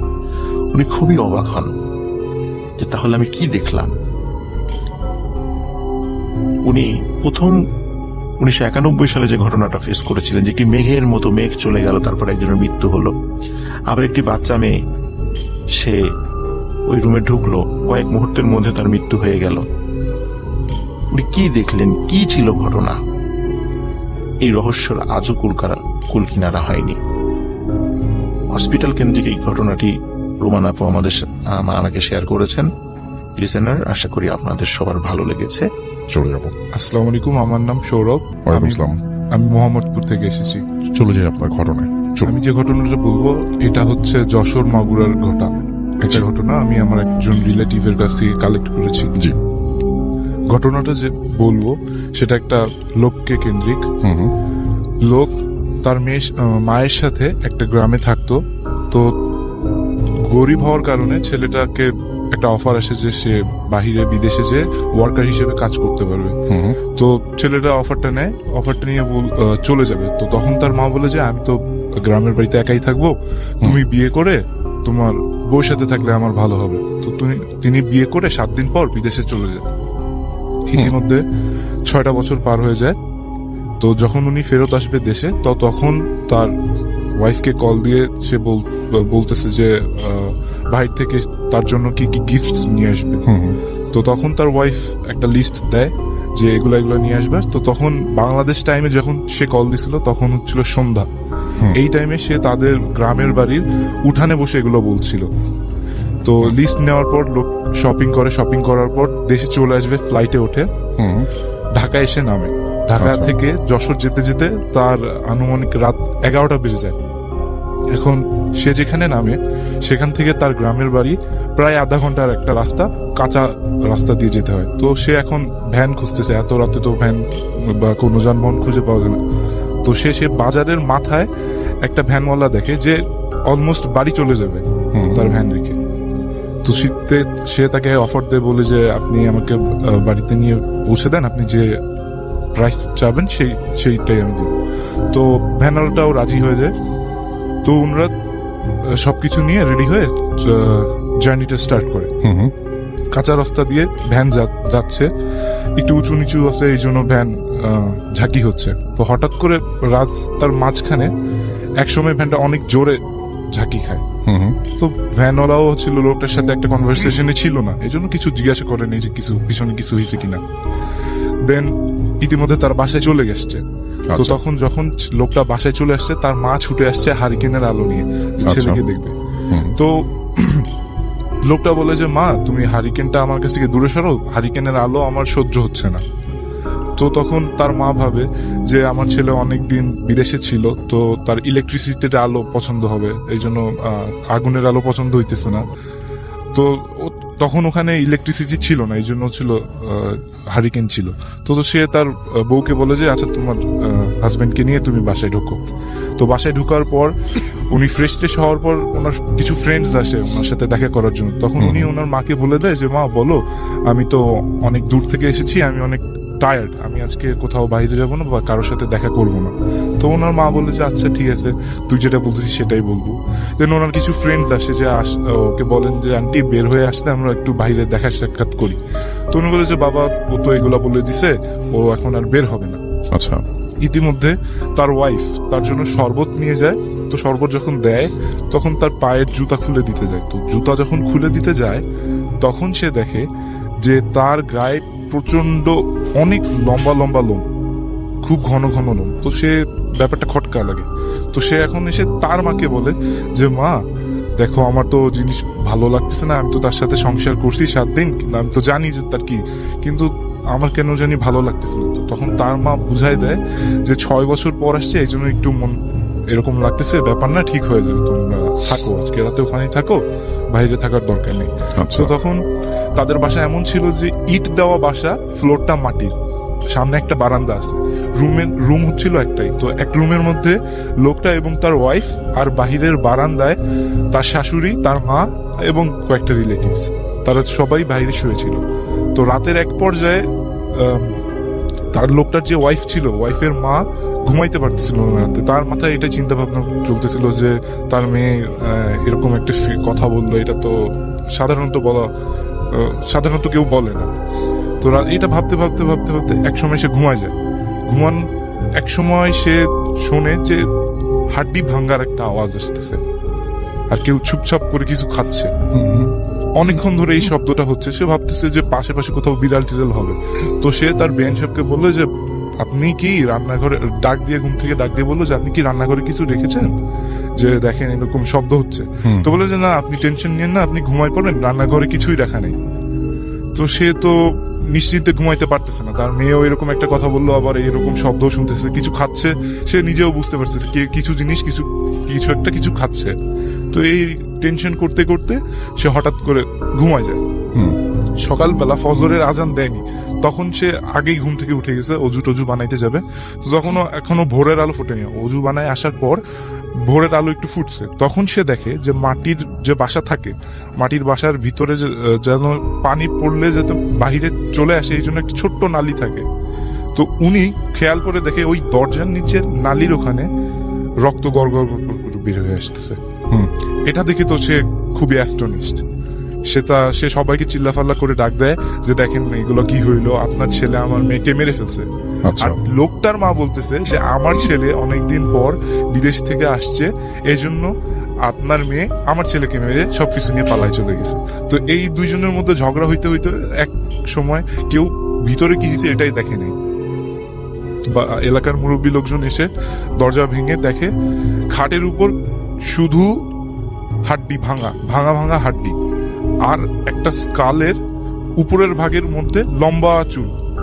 এটা থেকে আইডেন্টিফাই করা যায় যে ওয়াইফটা ছিল, লোকের যে ওয়াইফটা ছিল, সেই ওয়াইফের মাথার ওটা খুলি। পরে এটা সবাই ভাবে যে এটা তো ধরেন বাসা ভিতর থেকে লক করা, হাজবেন্ডও ভিতরে ঢুকছিল, ওয়াইফও ছিল। তো ওয়াইফের ডেড বডি অনুমান করা যাচ্ছে যে এটা ওয়াইফের ডেড বডি, কিন্তু তাহলে হাজবেন্ড কই গেল? তো এটা সবাই হচ্ছে অস্বাভাবিক কিছু হয়েছে। তো পাশে একটা ছিল, পীরের ছেলে ছিল, তো সে পীরের বাসা থেকে আসার পর সে একটু দেখার পর উনি বলে যে যখন ওনার ওয়াইফ ওনার সাথে কথা বলছিল তখন তাদের উঠানে একটা ডালিম গাছে একটা খারাপ কিছু জিনিস ছিল। তো সে তখন এই ডালিম গাছ থেকে বসে বসে শুনে ফেলছিল উনি কি বলছে, আর উনি ওই ওয়াইফের প্রতি একটু অ্যাট্রাক্টেড ছিল। তারপর যখন লোকটা বিদেশ থেকে আসছে, ওই রাস্তার মাঝখানে যে একটা ঝাঁকি হয়েছিল, ওই ঝাঁকির সময় নাকি ওই খারাপ জিনিসটা ওই লোকটাকে মেরে ফেলে ওনার রূপ ধরে গ্রামের বাড়িতে আসে এবং রাতে যখন সুযোগ পায় তখন ওই মহিলাটাকে খেয়ে ফেলে। আচ্ছা, Thank you. Okay, thank you so much. আমরা চলে যাব আমাদের পরবর্তী অতিথির কাছে। আপনার নামটা প্লিজ একটু বলবেন, তারপরে আপনার ঘটনা যাব আমরা।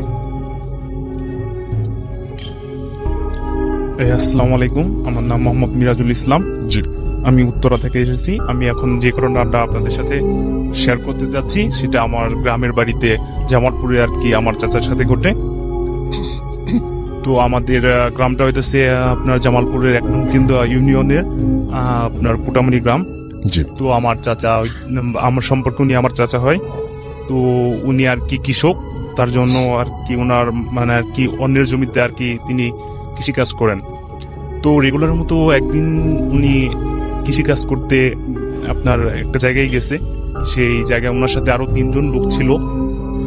সেই জায়গাটা একদম ফাঁকা ছিল। সেখানে শুধু একটা বটগাছ ছিল। আপনার গরম দিনের ঘটনা এটা। হুম, তারপর ওনারা কাজ করতেছে, কাজ করার পর দুপুর টাইমে যখন খাওয়ার টাইম হয়েছে, জি, তখন আমার চাচার সাথে যে আরো 3 জন ছিল, তো ওনারা আমার চাচাকে বলে চলো এখন তো খাওয়ার টাইম হয়েছে, এখন খাই আসি। তো আমার চাচা বলছে যে যে তোমরা যাও, আমি একটু পর আসতেছি। তো আমার চাচার সাথে আরো 3 জন ওনারা আপনার খাইতে গেছে, খাওয়া দাওয়া শেষ করে আসছে। পরে আমার চাচা আর কি খাইতে গেছে, উনি আর কি ওই বটগাছের নিচেই যেয়ে বসছে। খাওয়া দাওয়া শেষ করার পরে উনি ওইখানেই বসে আছে। তো আমার চাচার সাথে যে আরো 3 জন লোক ছিল, ওনারা আপনার কাজে আবার এসে কাজ শুরু করছে। এভাবে আধা ঘন্টা যাওয়ার পর দেখে যে আমার চাচা আর আসতেছে না। তো একজন বলল যে অনেক তো সময় হয়ে গেল, ওই তো এখনো আসতেছে না। একজন মানে আর কি একজনকে তার কাছে পাঠাই দিল ওনাকে ডেকে আনার জন্য। আচ্ছা, কিন্তু একজন যাওয়ার পরে দেখে যে আমার চাচা উনি আপনার মাথাটা হচ্ছে মাটিতে আর পাটা হচ্ছে বটগাছের মানে উপরের দিকে। হুম, এইভাবে তিনি আর কি বটগাছে উঠতে চেষ্টা করতেছিলেন। তো এইটা দেখে উনি ভয় পেয়ে যায় যে ওই এইভাবে আচরণ করতেছে কেন, এইভাবে আছে কেন। তো সে ওখান থেকে আইসা আর বাকি লোক 2 জনের সাথে এই ঘটনাটা বলে যে ওই তো মাথা মাটিতে রাখিয়া বা উপর দিক ওইটা গাছে ওঠার চেষ্টা করতেছে।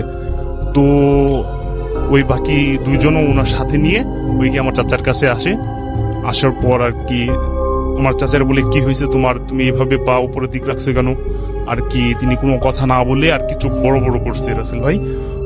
তো ওনাকে আপনার ধরে নিচে নামে সোজা করছে। সোজা আচ্ছা। করানোর পর তো ওনারে আর কি ওই গাছের কাছ থেকে নিয়ে আসা যেতেছে না। ওনার শরীরে এত শক্তি হয়েছে যে আর কি ওই 3 জনকে ঝটকানা দিয়ে আর কি ফালাই দিতেছে।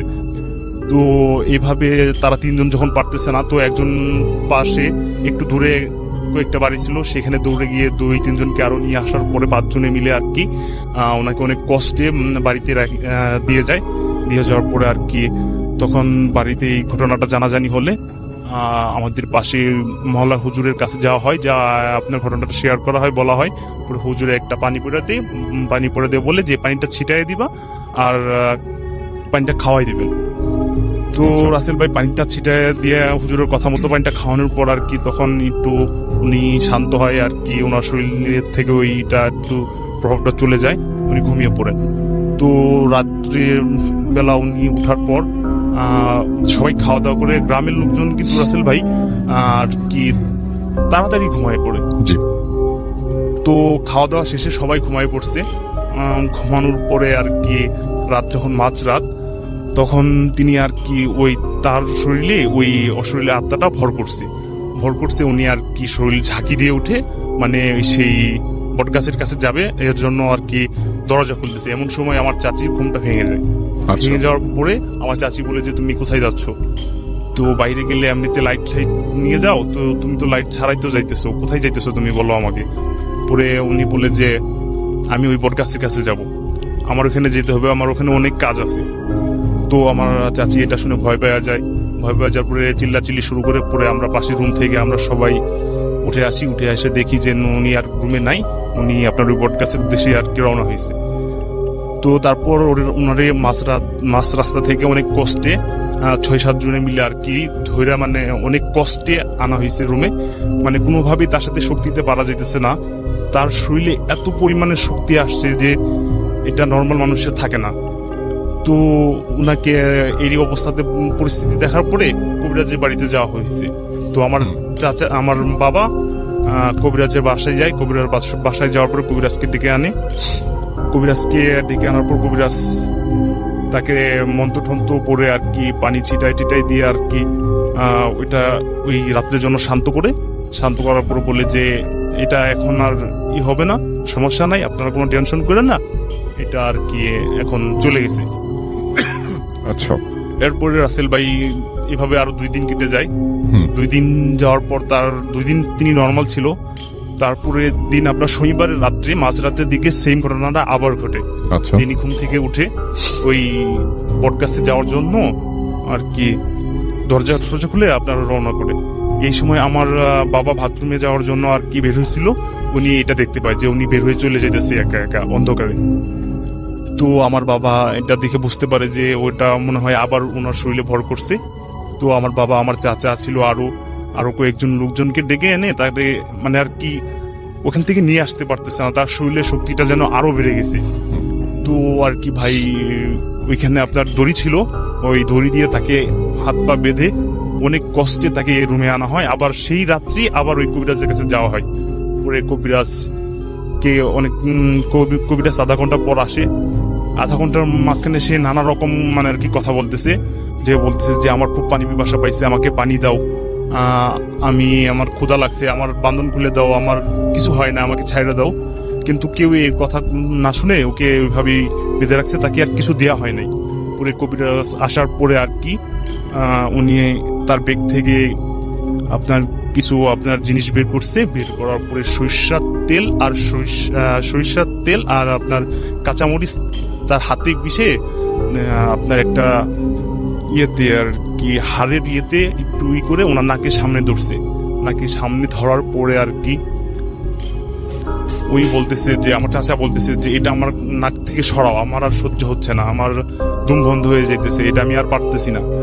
পরে আর কি রাসেল ভাই তখন কবিরাজ তার বা হাতের কানি নখটা চেপে ধরে বলছে যে তুমি কোথা থেকে আসো, তুমি ওর কেন ধরছো, ওই তোমার কি ক্ষতিটা করছে। পরে সেই অশরীর আত্মাটা আপনারা বলতেছে যে আমি ওই বর কাছে ছিলাম, ওই আমার উপরে বসে আমার উপরে খাওয়া দাওয়া করছে, এর জন্য আমি ওরে ধরছি। ওই তো তোমার তো আর দেখে নাই, ওই জায়গাতে তুমি ছিলা, এটা তো তোমার দেখে নাই। পরে রাসেল ভাই আর কি বলতেছে কবিরাজের মানে কোনোভাবেই সে যাবে না। ওকে কিভাবে পাঠালো সেটা আমাকে একটু বলেন। পরে সে কোনোভাবেই যাবে না। পরে কবিরাজ যখন ভয় দেখাইছে তুমি যদি এখন না যাও তাহলে তোমাকে আমি বোতলে বন্দি করে নিয়ে যাবো, তুমি সেটা চাও? তখন সেটা বলছে না, আমি সেটা চাই না। আচ্ছা ঠিক আছে, আমি চলে যেতেছি, আমি আর কখনো আসবো না। তখন কবিরাজ বলছে যে তুমি যে চলে যাবা এটা আমি বুঝবো কি করে। পরে বলছে যে বাড়ির পাশে যে বড় গাছটা আছে ওই গাছের একটা বড় ডাল আমি ভেঙে রেখে যাওয়ার সময় ওই ডালটা ভাঙার সাথে সাথে বুঝবেন যে আমি চলে গেছি। তারপর রাসেল ভাই কিছুক্ষণ পর ওইটা আপনার ওই গাছের বড় ডালটা ভেঙে চলে যায়। তারপর থেকে আর ভাই আর আসেনি। থ্যাংক ইউ মানিক ভাই, আপনার ঘটনাটি শুনুন। আমি আজকে যে ঘটনাটা বলবো সেটা একটি বাড়িতে একটু অসহায় ব্যক্তি, বৃদ্ধা মহিলা, তাকে সে বাড়িওয়ালা থাকতে দেওয়া হয়েছিল। তো উনি কোনো রুম কক্ষে থাকেন নাই, উনি 4 তলার একটি সিঁড়ির মধ্যে উনি কিছু বিছানা নিয়ে বসে থাকতেন এবং উনি হাতে তসবি এবং পবিত্র কোরআন তেলাওয়াত করতো। সেখানেই বসে উনি বিছানাপত্র করে ওইখানে সবসময় কোরআন এবং তসবি জপত। তো 1-1.5 মাস আগে নাকি উনি ইন্তেকাল করেন। তো পরবর্তীতে যে সিঁড়ির সাথে যে ঘরটা ছিল, উনি যতদিন ছিলেন এই সিঁড়ির কাছে ওই ঘর ভাড়া হতো না। কেন হতো না সেটা করতো না। যখন উনি ইন্তেকাল করলেন, ইন্তেকালের পরেই যখন টুলেট লাগানো হলো, কিন্তু সেই ঘরটা ভাড়া হলো। তো ছোট একটি ফ্যামিলি সেই ঘরটা নিছে। তো বেশ সপ্তাহখানেক ওনারা এমন ভাবে রাত্রিবেলায় কিছু শব্দ পেত সেই ঘরটাতে। রাত্রিবেলায় যখন বাতি জ্বলতে থাকতো 1টা পর্যন্ত, তখন তারা এরকম শুনতে পারত সেই মহিলার কণ্ঠে বাতিটা নিভানোর জন্য, এই বাতিটা নিভাও। আবার এমন এমন সময় নাকি বলতো রাত্রিবেলাতেই, এই আমাকে ভাত দাও, এবং ধমক দিত, শাসন করতো, এরকম কিছু শব্দ শুনতো।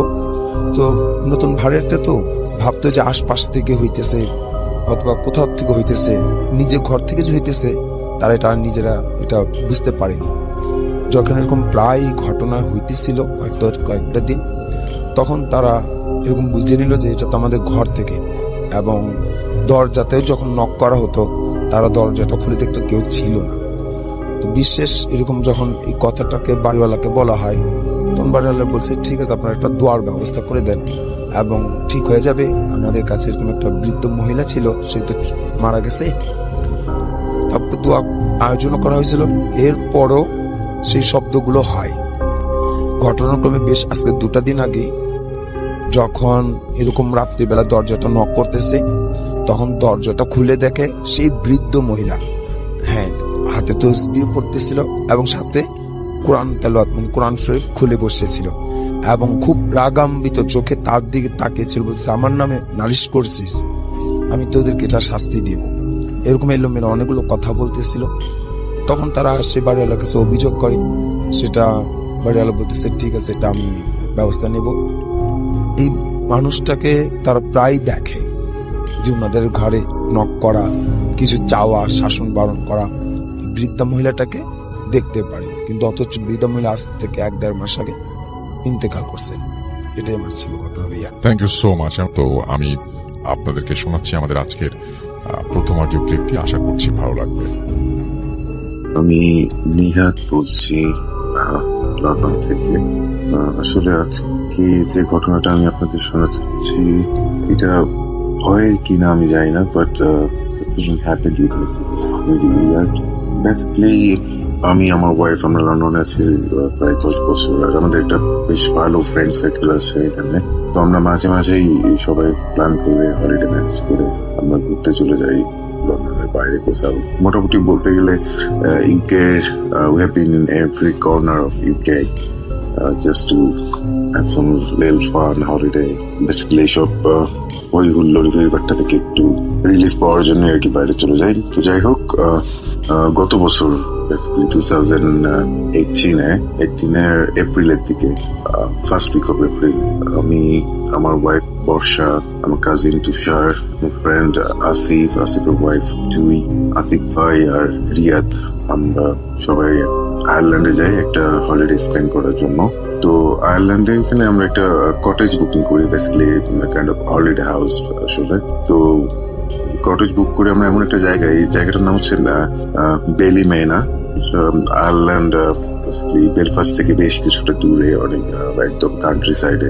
আর আসলে আমরা যে জায়গাটায় কটেজটা বুক করি এটা মোটামুটি এমন একটা জায়গায় যার আশেপাশে উইদিন 6 মাইল রেডিয়াসের মধ্যে কোনো জনমানব নাই, কিছু নাই, যার শুধু কিছু ফার্ম হাউস। এগুলোতেও বেসিক্যালি হয়তো মাঝে মাঝে কেউ থাকে, হয়তো বা just look after theirself, but not every time. বলতে গেলে সন্ধ্যার পর থেকে পুরো এলাকা একদম ফাঁকা, কিচ্ছু একটা গাড়ি ঘোড়া দেখা যায় না। আর পাহাড়ের উপরে একটা কটেজ, নাইস, অনেক সুন্দর একটা ভিউ। আমরা সবকিছু মানে অ্যারাউন্ডের সবকিছু দেখতে পারি, বাট কোনো মানুষজন নাই, এই একটা। যাই হোক, আমাদের হলিডে ভালোই যাচ্ছিল এখানে, বেশ এনজয় করছিলাম আমরা সবাই।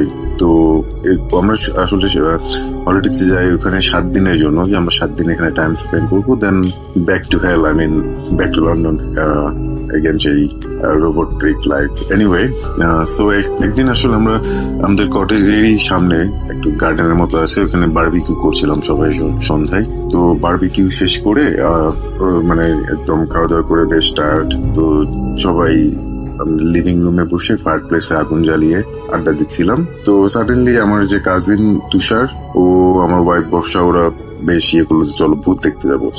ভূত দেখতে যাবো নাকি, ভূত কি মুখের কথা, কই যাবো ভূত দেখতে? তো আমি একটু মানে মোটামুটি আমি একটু রাজি ছিলাম না, প্লাস আমার যে ফ্রেন্ড আসিফ ও একটু হচ্ছে যে না, কিসে এত ঠান্ডার মধ্যে রাতের বেলা বাইরে যাওয়া দরকার কি, আমরা ঘরে বসে কার্ড টার্ড খেলি, আড্ডা দিই এমন। বাট তারপরে ওদের ইচ্ছার সাথে কুলে উঠতে পারলাম না। তো এর মধ্যে গুগল তো আছেই, হ্যাঁ, ওরা গুগলে কি সার্চ করলো যে একটা ফরেস্ট আসছে, ফরেস্টে যাই। তো অনিচ্ছা সত্ত্বেও আমরা সব বের হইলাম। তখন অ্যারাউন্ড was 9:30 to 10 o'clock. তো যাই হোক, আমরা সবাই গাড়িতে উঠে বসলাম। তুষার ম্যাপ দেখে দেখে ড্রাইভ করছে যে কোথায় ফরেস্টে গেলে কি পাওয়া যাবে এরকম। তো আমরা যাই হোক গাড়িতে গল্প করতে করতে যাচ্ছি। তো যেতে যেতে এমনি আমরা এসব কাইন্ড অফ ভূতের গল্প যে যা জানি একজন আগের সাথে শেয়ার করতেছিলাম, জাস্ট একটু পরিবেশটা একটু ভৌতিক করার জন্য। আর আসলে যখন আমরা বেরোচ্ছিলাম এতটা অন্ধকার, এত ডার্ক চারিপাশে, মানে জাস্ট আমাদের গাড়িটা চলতেছে, যতটুকু গাড়ির হেডলাইটের আলোটা যাচ্ছে এতটুকুই দেখা যাচ্ছে, বাকি চারপাশে একদম অন্ধকার। ইভেন তো গাড়ির ভেতরেও আমরা একজন আরেকজনকে দেখতে পাচ্ছিলাম না, এতটাই ডার্ক ছিল। তো যাই হোক এরকম ফান করতে করতে সাডেনলি আমরা করলো কি, আমাদের ওই একটা অ্যাপস ডাউনলোড করলাম, kind of funny apps, it's not realistic. তো বেসিক্যালি এইটা মাঝে মাঝে জাস্ট ফর ফান, এটা নাথিং সিরিয়াস, বাট আমরা এটা নিয়ে ফান করছিলাম। মাঝে মাঝে দেখাচ্ছিল যে যেখানে মানে লাল ডট, রেড কিছু ডট ছিল, সেই ডট গুলা মিনস এখানে কোনো স্পিরিট কিংবা কিছু এই জাতীয় কিছু আছে এরকম। যাই হোক আমরা এটা নিয়ে ফান করছিলাম। তো করতে করতে কথা বলতে বলতে আমরা বেসিক্যালি যে ফরেস্টের দিকে যাওয়ার প্ল্যান করছিলাম ওটার এক্সিটটা মিস করি। আর ওটার এক্সিট মিস করা মানে টু বি অনেস্ট, একটা এক্সিট যখন ইউকে ড্রাইভে মিস করা যায়, দেখা যায় এটার জন্য অনেক লং, মানে one way route, so long time ঘুরে আবার এই জায়গায় আসতে হবে। তো দেখা যাচ্ছিল আমরা এটা মিস করার ফলে অনেকদিন ঘুরে আসতে হবে। তো এই মুহূর্তে সাজেস্ট করলাম যে ঠিক আছে, এটা যখন মিস হলো এখানে যাওয়ার দরকার নাই, দেখো আশেপাশে আর কিছু আছে কিনা কাছে, তো আমরা ওইখানে যাই। তো যাই হোক এরকম আরেকটা খুঁজে দেখা গেলো যে হ্যাঁ আরেকটা আছে, এটা এখান থেকে প্রায় 1 ঘন্টার মতো ড্রাইভ। ওকে সময় তো আছে, কোনো কিছু নেই, বের হয়েছি যখন যাই দেখি 1 ঘন্টার ড্রাইভ। তো যাই হোক আমরা যেখানে যাওয়ার প্ল্যান করছিলাম যে ফরেস্টটাতে, ওইটা স্কিপ করে আমরা নেক্সট যে ইয়েতে যাওয়ার কথা ওইখানে উদ্দেশ্যে রওনা দিলাম আর কি। তো যাই হোক ওইখানে যাচ্ছিলাম, এরকম ভূতের গল্প রাস্তায় চলছিল। তো যেতে যেতে আমরা একসময় আমাদের গন্তব্যস্থানে পৌঁছাই আর কি। তো ওইখান থেকে মানে রাস্তাটা বর্ণনা যে মাঝখান দিয়ে রাস্তা চিকন সরু রাস্তা, দুই পাশে শুধু গাছগাছালি, আশেপাশে মানে জঙ্গলের মতো, আশেপাশে কিছু নাই। তো আমরা কিছু যেতে ওইখানে একটা মেঠো পথ আর কি, মোটামুটি ওখানে কোনো পিচ ঢালার রাস্তা নেই। রাইট সাইডে গাড়িটা ঢুকে দেয় যে এই যে জঙ্গলের রাস্তা পেয়েছি, এদিক দিয়ে আমরা জঙ্গলে ড্রাইভ করে চলে যাবো। তো আমি তখনও হেজিটেট করছিলাম, প্লাস আমার ফ্রেন্ডরা ছিল, ওরাও বেশ হেজিটেট যে না কি দরকার, আসছি রাত বিরাতে। বেসিক্যালি ভূতের ভয় তা না, ধরলাম অজানা একটা জায়গা, আগে কখনো আসি নাই, এত রাতে এই জায়গাটা সেফ কিনা, আমরা যাচ্ছি মানে কত রকমের বিপরীত হইতে পারে। তো যাই হোক এইসব প্ল্যান করে এখন কে শোনে কার কথা।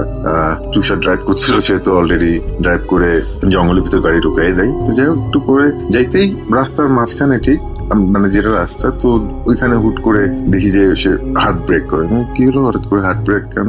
দেখি যে রাস্তাটা বন্ধ, ওইখানে কিছু গাছ পড়ে আছে, মানে দেখে বোঝা যাচ্ছে যে অনেকদিন মানে আমি জানি না লাস্ট কবে এই দিক দিয়ে কোনো মানুষজন যাতায়াত করেছে কিনা, কারণ টোটালি যেভাবে গাছটা পড়ে আছে দেখে মনে হচ্ছে এটা অনেকদিন ধরে আছে, রাস্তাটাও পুরোটা বন্ধ, তো যাওয়ার কোনো উপায় নাই এইদিকে।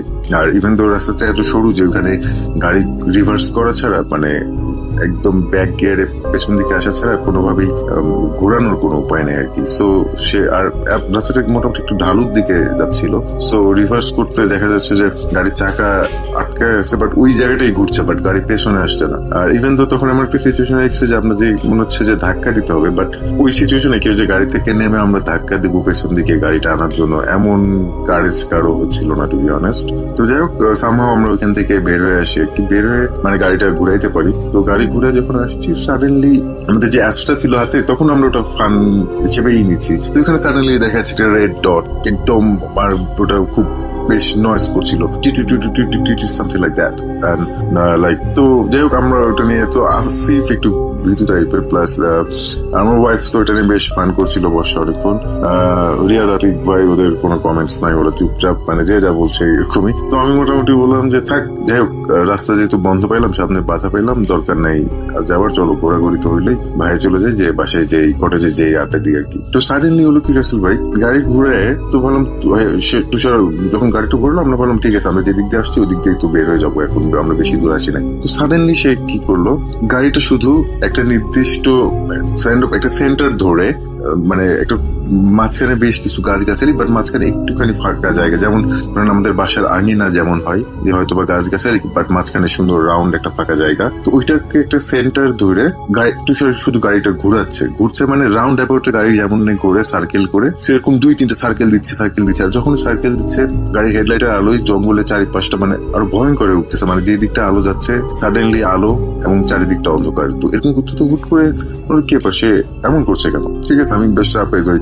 এদিকে আসিফ জুই ভাবি ওরা তো জোরে জোরে আয়াতুল কুরসি পড়া শুরু করে দিচ্ছে, সবাই লা ইলাহা ইল্লাল্লাহ, মানে কি হচ্ছে? তো আমি হুট করে আমি সেই তুষারের ইমিডিয়েট পেছনেই বসেছিলাম, হুট করে মানে খুব শাউট করে উঠলো বলে, এই তুষার কি তুমি ফান করতেছো এত রাতে, ফাইজলাম অনেক। মানে আমি খুব মানে জানি না কেন আমি এরকম আচরণ করলাম, খুব ভয় থেকে কিংবা কিছু থেকে আমি জানি না, ওরা খুব শাউট করে উঠলাম যে তুমি এমন করছো কেন, যাও। তো সাডেনলি সে যেন মানে সেন্স ফিরে পেলাম, মানে মনে হচ্ছে যে তার এতক্ষণ যে সে যেটা করছে গাড়িটা রাউন্ড করে ঘুরাচ্ছিল ওর কোনো সেন্স ছিল না, কিংবা মানে সে ইচ্ছা করে করছিল না, মানে কেন এমন হলো মানে সাডেনলি সে যখন বললো তখনই সে ব্রেক করলো, ভাই কি হয়েছে?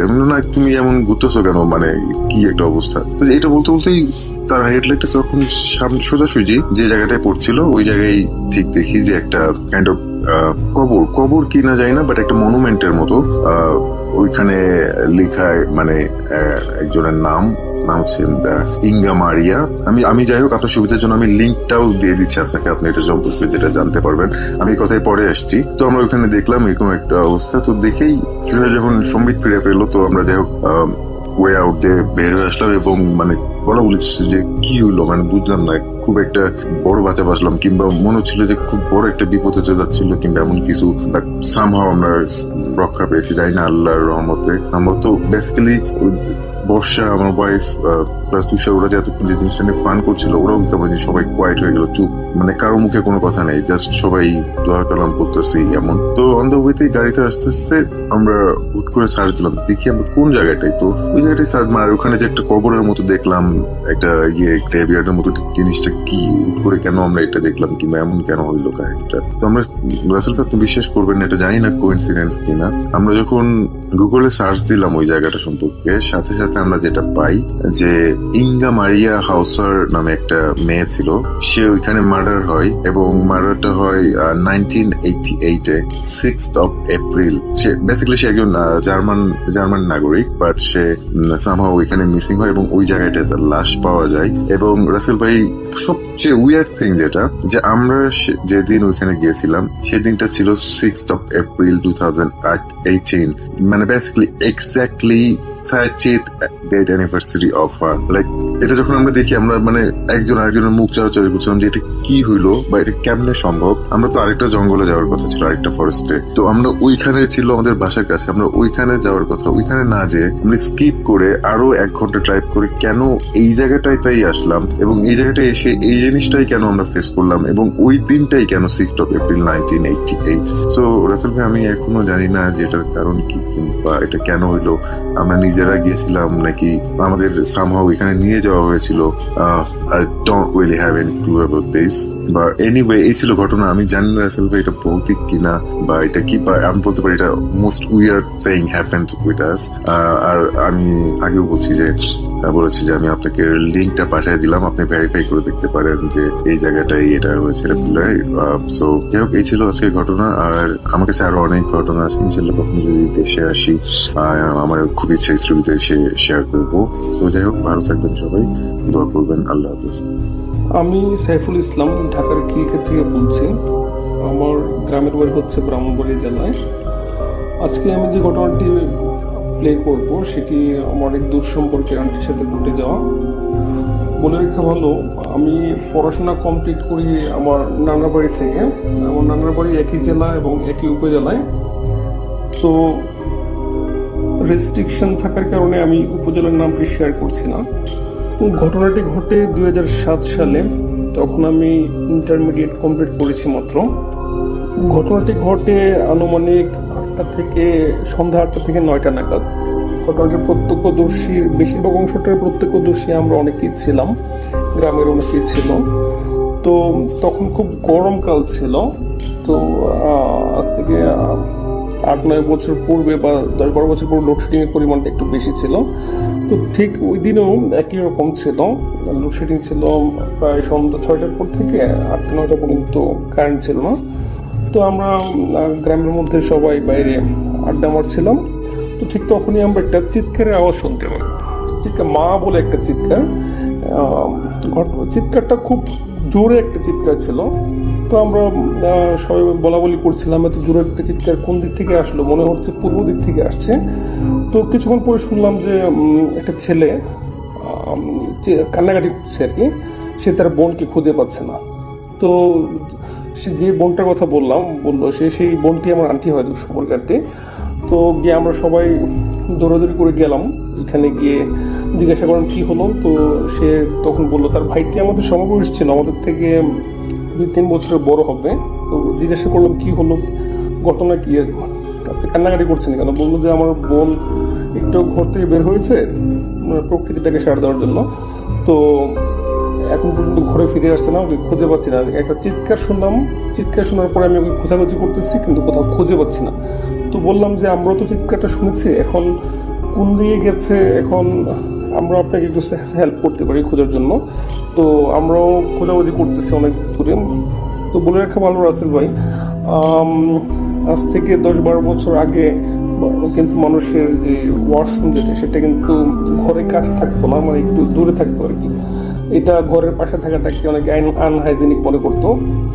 তো আমরা আশেপাশে চারদিকে যতটুকু সম্ভব খোঁজাখুঁজি করছি কিন্তু কোথাও খুঁজে পাচ্ছি না।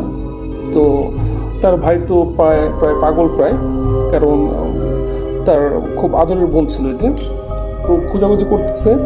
তো এখন তো বলে রাখা ভালো রাসেল ভাই, চিৎকারের পর কিন্তু আমরা একটা মানে প্রচুর একটা আওয়াজও শুনতে পেয়েছিলাম যে পানির মধ্যে কি জন্য একটা পড়েছে, এরকম একটা আওয়াজ। তো তার ভাই সম্ভাব্য সব জায়গায় খোঁজার পর সব জায়গায় যখন খুঁজলো কোথাও খুঁজে পাচ্ছে না, তখন সে ভাবলো আমার মনে হয় আমার বোন পানিতে পড়েছে, পানিতে হবে। তো কিন্তু প্রথম অবস্থায় পানিতে খোঁজ নেওয়া হয়নি এই কারণে, যদি পানিতে পড়ে যেত তাহলে কিন্তু পানির মধ্যে একটা আলোড়ন সৃষ্টি বা ওয়েভ দেখা যেত, কিন্তু পানিটা খুবই শান্ত ছিল। তো যার জন্য আমরা খোঁজাখুঁজি করছিলাম হারিকেন দিয়ে, টর্চ লাইট দিয়ে, কিন্তু খুঁজে পাচ্ছিলাম। তো শেষ পর্যন্ত তার ভাই বললো না আমার মনে হচ্ছে যে আমার বোন পানিতে আছে কোথাও। সে তখন পানিতে নেমে পড়লো, পানিতে নেমে খোঁজাখুঁজি করছে। আমরা তো আছি ওর পাশে, মানে আমরা উপরে আছি, পানিতে নামি নেই। তো সে খোঁজাখুঁজি করছে, পানিতে কোথাও খুঁজে পাচ্ছে না। তো যেদিক দিয়ে সচরাচর মানুষ গোসল করতে নামে পুকুরে, প্রথমত সেই দিকে খোঁজা হয় কিন্তু সেদিকে কোথাও পাওয়া যাচ্ছিল না। তো সে যেখানে পুকুরের ঘাট থেকে প্রায় 10-15 হাত দূরে সে তার বোনের যে ওড়নাটা সে দেখতে পায় পানির মধ্যে। তো সে ওই ওড়নাটার কাছে গিয়ে ওড়নাটা পায় কিন্তু তার বোনকে খুঁজে পাচ্ছিল না। তো সে পানিতে ডুব দিয়ে বিভিন্ন জায়গায় খোঁজার চেষ্টা